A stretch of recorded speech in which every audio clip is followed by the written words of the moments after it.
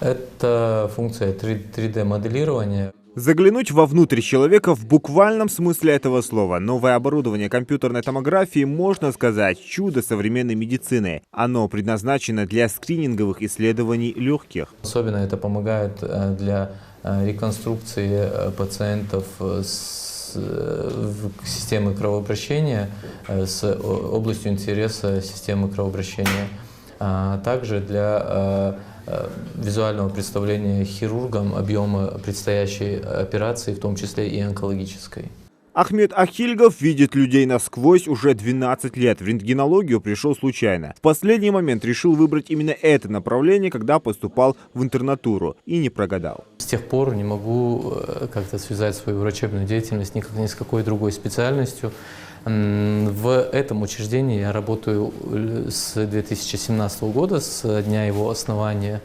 И с тех пор учреждение и отделение, оно, конечно, расширяется, объем исследований рентгенологических увеличивается, появился магниторезонансный томограф, второй компьютерный томограф, аппараты УЗИ, аппараты рентгендиагностики. И, конечно, это не может не радовать. Все это стало возможным благодаря реализации в регионе национального проекта здравоохранения. Так кардинально меняется вся система. Прежде всего, удобства создаются для пациентов. Долгие очереди тоже позади. До этого мы вынуждены были работать на компьютерном томографе, который был изначально предназначен для разметки и проведения облучения опухолей, лучевой терапии. Но так как у нас не было своего, мы работали, и радиологи, и рентгенологи, все работали на том компьютерном томографе. Теперь это сказывалось и на очереди небольшой, на некоторых функциях, доставляло нам неудобства в некотором плане.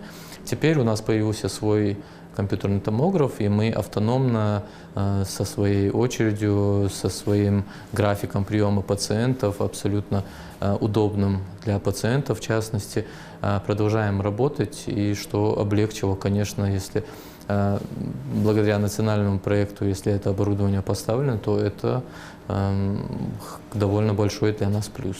Новый аппарат помогает выявить любой размер метастаз. С ним можно проводить все виды КТ-исследований и на самых ранних стадиях диагностировать новообразование. Пациентам онкодиспансера Ингушетии, не теряя драгоценного времени, будут проводить исследования с высокой точностью.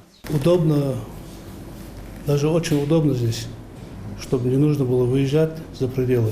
Сейчас в республиканском онкодиспансере только за сутки КТ-исследования могут пройти до 60 пациентов. Ахмед Ахильгов признается, самое главное – найти подход к больному. Для этого нужно быть немного психологом и подарить веру на выздоровление. Им всегда хочется, чтобы рядом был доктор, который будет крайне мягкий, который будет успокоить их, когда надо направить их мысли в нужное русло. И я уже связан с этими пациентами, вот работа с онкологическими пациентами для меня как-то это, не могу сказать, что это легкая работа, но